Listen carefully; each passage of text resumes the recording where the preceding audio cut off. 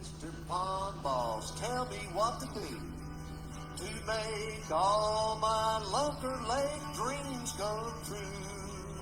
Hello everybody, Bob Lusk. By the skin of my teeth, getting here on time to come hang out with you guys and see what's going on. So check in, see what's happening. Tell me what's going on. I'll tell you what's going on here.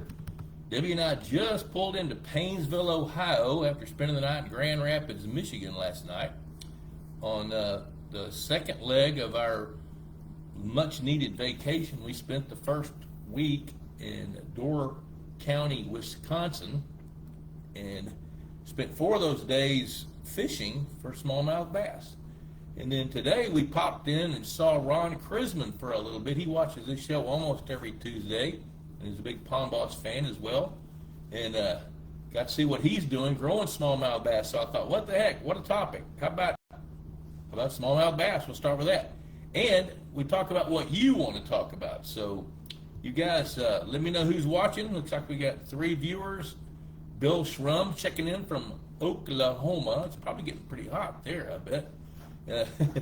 Up here it's pretty pleasant, although the heat dome is getting ready to crown this part of the country with some much anticipated heat that they don't want, and they don't particularly like it. You know, down in Texas we kind of get used to that, especially Danny Mac down there in San Antonio. There your picture was, circled in red. Woo! So there's an alert you can add now. I don't ever pay attention to that because I'm doing this. So I thought I'd start off talking about smallmouth bass because, my learning curve. There's Ron Krisman. I just telling everybody that we popped in and got to visit with Ron today, and Ron's cracking the nut on growing smallmouth bass. They can spawn like crazy there. Hello, Michael Eric from Iowa. Good to see you. So Ron has got several really cool it's like a hatchery pond set up, but not exactly like it. And he's got a couple of ponds with mixed species, but he's really dialing in on smallmouth bass. And the dilemma is, what do I do with them? And we talked about that for a little bit. So I thought I'd talk about smallmouth bass for just a few minutes till you guys start pitching a few questions. But let me tell you the first thing that I want to talk about. We fished on the Green Bay side of Lake Michigan, then on the Lake Michigan side, in some different bays and river stream systems, things like that. Well, the smallmouth bass look like they come in and they spawn, and I don't know where they come from or how far they go, but I can't imagine them going out very far, to get away from natural habitat. But when they come in and spawn, they're in there in pretty good numbers. Hello, Virgil Meyer. Virgil's in Iowa. And thanks, Danny Mac. Hashtag Pond Boss Magazine. Click like, share to your timeline, and you're eligible for a drawing for a very cool white Pond Boss hat. And Leanne's working on something else. She was going to chime in today, and I forgot to call her back and see who. There was going to be a drawing, I know that, today, and see who the winner is. Hello, Deborah Corlew. Good to see you. So anyway, going back to smallmouth bass, so they come in, and this year, the fishing guides we were with, who are from Texas, by the way, figuring out smallmouth bass in the Great Lakes, it sounds the way they were describing it as though those smallmouth bass had a rolling spawn. So they didn't all come in at once and spawn at the same time. Some came in, some lingered, some came back in. Todd Austin is the winner. There we go. I thought Leanne might be looking here. So, Leanne, what do they get? Hey, what's the grand prize? I know they get that really pretty, cool white hat. And there's Ian, got an aeration question with the big E. Okay, I'm going to talk about that. Let me hit that in just a minute. I want to talk a little bit about smallmouth bass and get that topic knocked out. And I don't know how long I'm going to go tonight. We need to go find a laundromat and a place to eat. Been on the road for a week. It's time to wash some clothes. So those smallmouth bass looked like they were running in schools of similar size. Oh, and a Pond Boss hoodie. Golly, I don't even have a Pond Boss hoodie. That's pretty cool. Huh, all right. Congratulations to Todd Austin. So Todd, Leanne, do we have his address? If we don't, Todd, you need to, when you watch this show, put your address, send your address, your shipping address to info@pondboss.com. and Leanne will take care of that. And there's John Henry. Hello, John Henry. So, if I keep greeting people, I won't get this topic done. So I'm going to greet everybody here in a minute. What I noticed was that they would come in and they're spawning in water about 2 to 5 feet deep. Even though they were through spawning when we got there, you could still see the remains of nests. And you can see that water's pretty clear. Wearing polarized sunglasses, you can see really, really well. Well, there's a river called the Mink River that comes in and where we fished for 3 or 4 days. And the water, I wish I'd have had a water test kit because the water looks like it's coming in tannic. And then there's a line between the green water from Lake Michigan and that tannic water where that river's coming in. And right along the edge of that tannic water and just up in it, that's where we caught the most fish. Most of them were pretty small. But then the good fish that we caught, you could tell those fish had been through some battles. They had scars, they had some sores and things, so you could tell they're coming off the spawn. But then finding them after the spawn was random. So it was just, we didn't know where they were. We went out in water as deep as 25 feet deep trying to mark them on, sonar, side scan, and forward-facing sonar. Found very few fish, and we found very few bait fish. Now, another thing is, hey, honey, what were those bait fish? Golly, I know what they are. Yeah, the little one, gobies. So gobies are invasive species, but that looks like the primary source of food. Oh, and by the way, this is kind of cool. I hooked a goby that was about 4 or 5 inches long, and I wanted to see what they ate. So I cut that goby open. I didn't have a knife, but our guide had a pair of scissors. So we opened it up, and guess what was in the belly of that goby? Zebra mussels, little bitty zebra mussels. So that was pretty cool. So one thing I've noticed, that one of the differences between largemouth bass and smallmouth bass is when the smallmouth come in and they spawn, then they're done. And then now of course this year they had a rolling spawn, it looks like, which I'm not sure that's normal. Rolling spawn means that some come in now, some come in later, but when they finish, they vacate the premises and they go a long way off. I don't know where they went, but they were not in those 500-600 acre coves where they'd been stacked in there just before we got there. So fishing was fun, catching not so much good, but we had a whole lot of fun. Hello, Chico. So Virgil, can smallmouth bass successfully spawn with the presence of largemouth? So here's the answer to that. Yes, they can spawn. The success is going to be determined by what eats the babies. And with largemouth bass in there, survival rates are going to be really, really, really low. So that leads me to Ron Krisman's place. So Ron has got conditions that are conducive to very good spawns of smallmouth bass. Now, one thing we didn't talk about, Ron, you might chime in on this, is that it looks like the majority of his smallmouth bass spawn about the same time. I bet you within 2 weeks of each other. Ron, you can offer some thoughts into that. But one thing about it is his attrition is pretty high. So it does look like he's either got some cannibalism going on or not enough food to go around, and some of those little fry are running out of gas. And of course, if when a baby fish is first hatched, if it doesn't have something to eat about every 30 minutes, it's got no stored body fat, it has no energy, has very little flesh, so it can starve to death really, really fast, like within a day or two. Hello, Bruce Candello. Dude, where'd you get that avatar? That looks just like you. And Mike Cottrell's checking in. So let me see here. Michael Ehrig, love the smallmouth bass. So I'm going to kind of hit that and then go back and start answering these questions.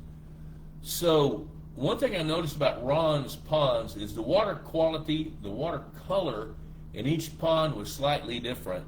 And he's noticing the clarity of the water and the fertility of the water is having a significant impact on survival rates of his baby fish. Another thing he's trying to figure out is how does he count them? How do you get some kind of an idea how many you've got? So what Ron's trying to figure out, he's got to go through another year of testing, I think he said, to figure out what it is that he can do with the state of Michigan to allow him to sell fish that he's culturing on purpose.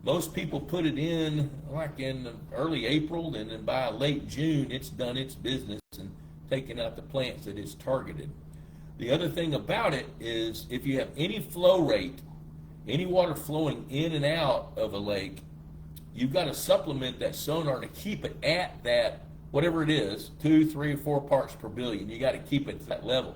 So whoever you bought that sonar from should be telling you these things. So, you know, I don't know when you did it. I don't know what plants you're treating. Tell me what that is, Shane. Let me know. Give me a little hint as to what you're doing there. Let's see. You're in Lafayette, Louisiana, looks like.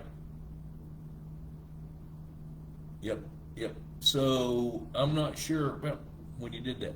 All right, guys. Tell me some more questions here. Let me make. I'm going to talk about the Slab Lab. Yeah, we're going to spend some time on that. Okay, so I like the way John couched this question. Based on the huge fish kill in Alabama this week, what do you need to do immediately following a fish kill and then restoration steps? Well, let's raise the hood on that fish kill. The problem that you have when you push a lake like that is water quality every single time.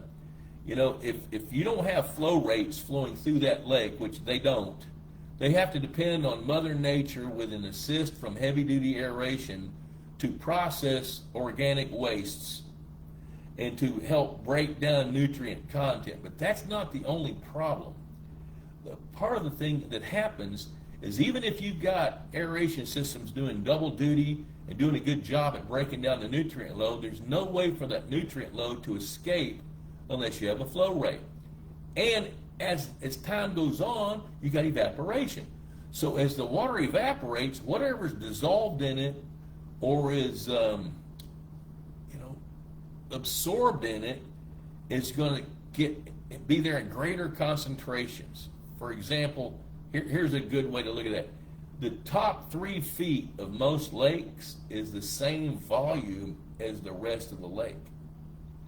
So if a lake drops down 3 feet, it's got half the volume it did, which means it doubles the calcium, doubles the phosphorus, doubles whatever's in that water, unless there's a way to get it out. You know, I went and looked at the lake just before I left on vacation, the Friday before we left on Saturday or Sunday, whatever it was, and the lake was 60% covered with coontail. But what had happened was they fertilized the lake, and they were about 2 weeks too late. And they fertilized that coontail. It's about a 15, 16 acre lake. Well, there's a guy that's come to one of my Institute of Higher Pondologies that's got a weed cutter boat. So they got in touch with him. I've connected the dots with those guys, and he's over there right now picking up coontail with that boat, throwing it on the shore, and then they've got a tractor with a grappler on it, and they're piling it up into a big pile to compost it. Well, that's a brilliant thing to do in that case because that extracts the nutrients. What that lake owner wanted to do was to buy some aquathol and kill it. Well, if he'd have done that, it'd be like mowing the grass. The nutrients are still going to be in that water. You know, we're now removing all that coontail.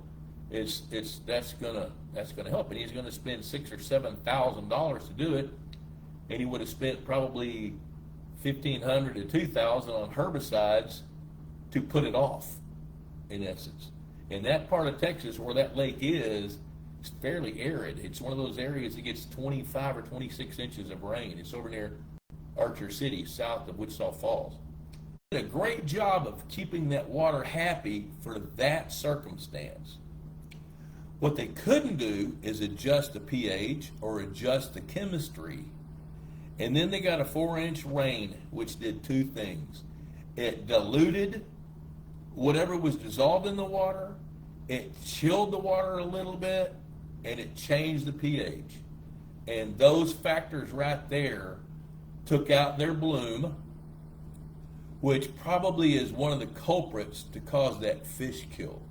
They kicked the aeration system on, but when you get a combination of factors like that heavy rain that they got, inflow of fresh water, changing the chemistry of the water, which is changing the pH, diluting the alkalinity, taking out the plankton bloom that's now going to begin to consume oxygen and decompose, even if you discount the risk or the chance that it could have been an oxygen depletion, you take all those other factors and mix those together in a really, really short span of time, like what happened, that is what's probably going to be the cause, and the effect is a massive fish kill.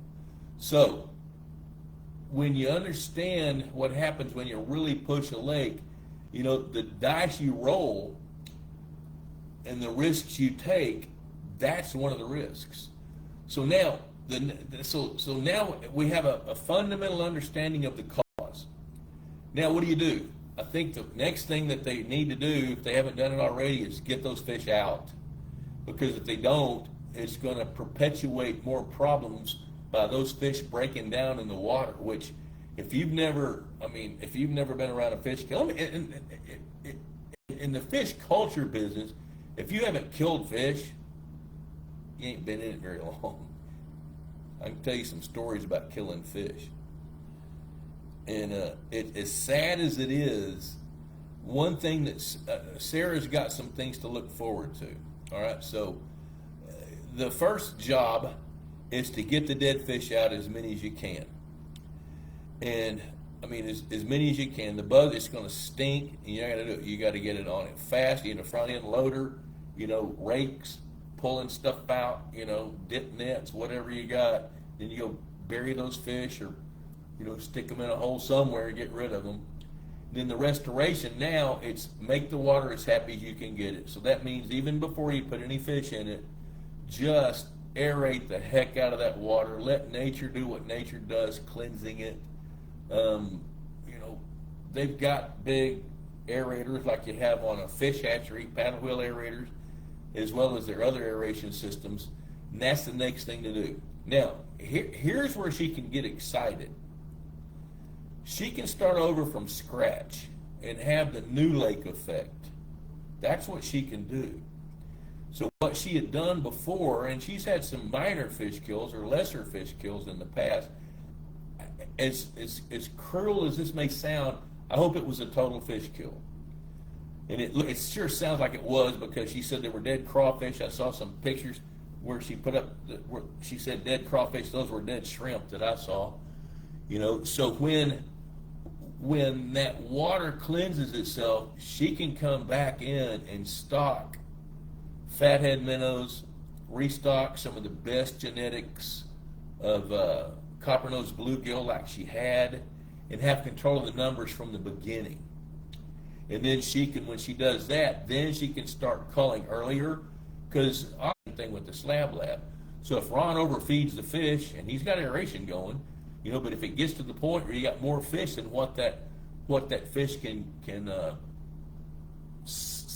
keep, hang on to, and grow, and carry, the carrying capacity, then you can expect the fishery is going to push back. You know, and so now she can start over with really young fish, totally have control of the numbers early on, you know, and grow some big fish fast.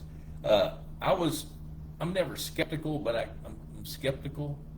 You know, I think if somebody was going to grow a world record bass, they would have done it. You know, if there was the Texas state record bass, it's been there since 1992. Why hasn't it been broken? You know, because it's not as easy as it sounds. You know, trying to grow 2-pound bluegills, that's not easy to do. You got to have a whole lot of factors coming together. One's going to be the numbers of fish you've got, and some of that's going to be a function of what you have in there to eat the extra babies.